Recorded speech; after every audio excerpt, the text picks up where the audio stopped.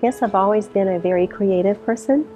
I used to paint when I was a teenager. My mother had given me oil painting lessons when I was 15 and 16, and I grew to love painting. And then in my 20s, I took watercolor painting. But during that time, I was in the corporate world. Actually didn't pick up that creative side of me until I lived at my farm and then also moving here. It's pretty cool to be able to find that side of you that's been dormant for so long.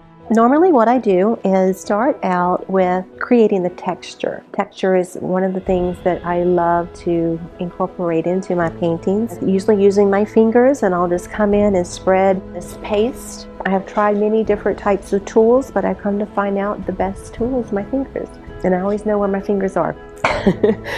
I just see things that I've liked that inspired me out and about, and I knew that I wanted to incorporate texture into paintings. I don't have a recipe for what I do. Sometimes I just wing it. It's just very fun for me to be able to sit down and paint. It's so relaxing for me.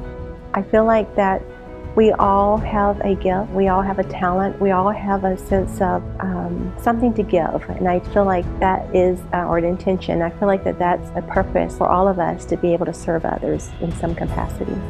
I get inspired by the nature's beauty of living here in the Gulf of Mexico. You never know what the Gulf is going to look like.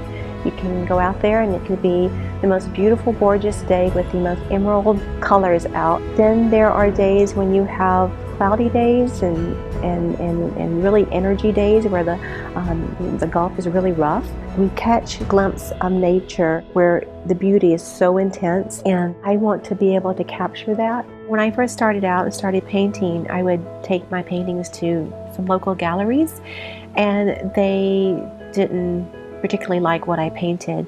They told me to go back and paint, jellyfish. And so I would go back and paint jellyfish. Well, I've never painted jellyfish, but I did what they told me to paint.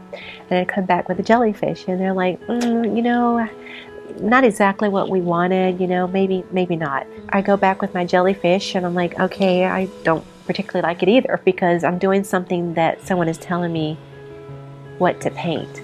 I think that you need to stay true to yourself, stay true to what inspires you, stay true to what makes you happy, and stay true to what you want to see as your final result. Someone can walk by and not even have a good day, or maybe they're recovering from an illness, but if they go past a painting and if they stop, maybe it'll make them happy. Maybe if it's just for a few seconds or a minute. And in some ways, that's a healing process. If I can do that, make them feel good, that makes me very happy.